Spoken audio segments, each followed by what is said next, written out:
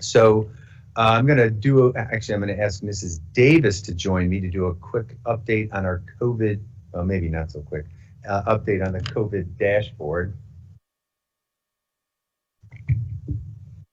I never like giving that over. Yeah, it's not maybe as quick as he thinks, maybe. Good evening. This slide just gives a quick overview of what is included in our dashboard. We are now updating the data on the dashboard on both Mondays and Fridays to give a 3-day snapshot and a 4-day snapshot of our active cases. That data, active cases, includes confirmed, probable, and suspect cases, considers those active, and then quarantines are there as well.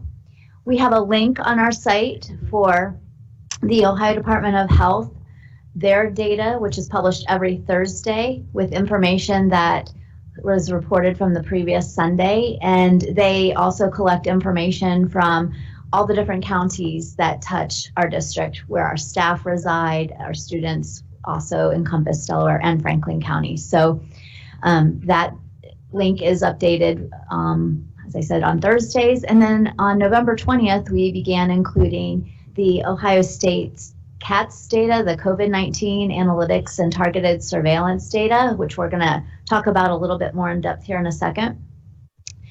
And then the one of the other couple things that the dashboard is now including is a link to the health district's quarantine release form on our dashboard. So the health district would really like us to encourage people to use that form when they're looking for documentation to return to school or work.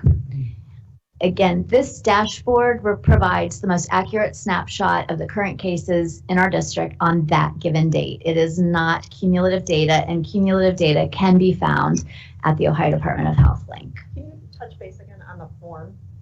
So if a student, whether they're in quarantine or a positive case, they have to have a form to return to school, correct? Yes, they need to have a release from the Delaware Public Health District, and the health district has found that this form is probably the most helpful way for them to get that request. So individuals calling their emergency line has clogged up their phone lines, so they really want us to encourage. And so we've put a pop-up window. When you go to our dashboard, you'll see the pop-up window talking about the not using the emergency phone number and then also using the form. Okay, thank you.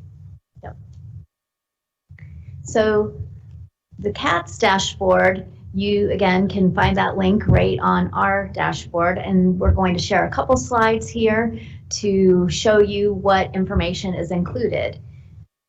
One of the first charts you'll find on our dashboard, or the CATS dashboard, is related to student absences. So this is a screenshot from today. I'd like to point out that today is probably the worst day to share this data with you, because tomorrow it will be updated. It's updated on Fridays. So this is, you know, the least accurate you'll see, but tomorrow morning, check it out.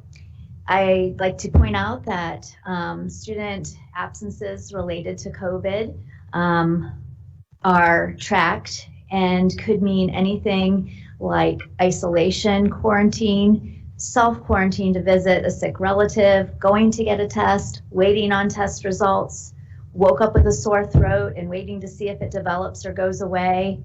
Say you have to visit your orthodontist or some other medical doctor that requires you to self-quarantine for 48 hours prior to entering their facility. Those are all COVID attendance related absences. And so I'd like to make sure we're aware of that when we're considering student absences. 0.5% of our students are out for a COVID-related reason or absent for a COVID-related reason. Student COVID-related absences have doubled from 0.5% to 1% throughout November. So 1% of our student population is approximately 220 students.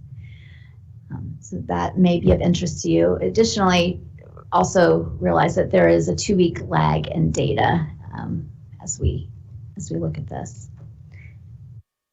This snapshot is our student nurse visits.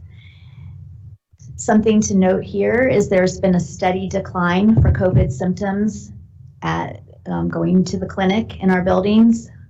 We could speculate that that could be that folks are being more cautious and keeping their kids home when they have symptoms. Hard to say.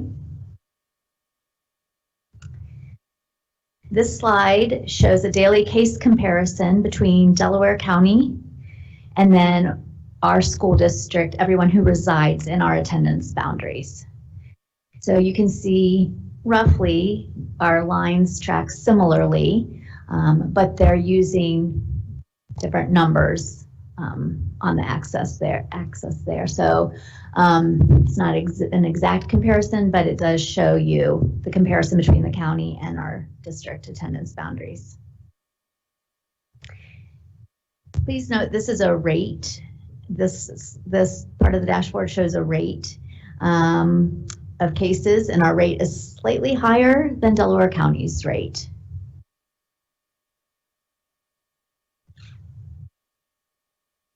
And then finally, there are other pieces of the dashboard that may be of interest to you, but this is the last one we'll share here. This piece of the dashboard shows the age distribution over the last 2 weeks. 2% of elementary students are impacted, 3.5% of middle school, and 9% of high school. I'm sorry, I always do that. Of all the cases, 2% are elementary, 3.5% are middle school, and 9% are high school. So students and teachers combined make up roughly 79% of cases, which makes sense since we span a wide range of ages across students to adults in the district.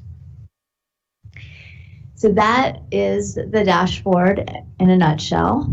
I would also just like to take one more second to address the notifications. I encourage everyone to view the video and the information shared on our dashboard that talks about when we notify individuals. So we send a building notification every 24 hours when we have either a suspect, probable, or positive case in that building, and then we send classroom letters to every impacted classroom for that particular case. So in the instance of secondary education, you may have somebody who receives multiple letters for the same case depending on the schedule that your child follows.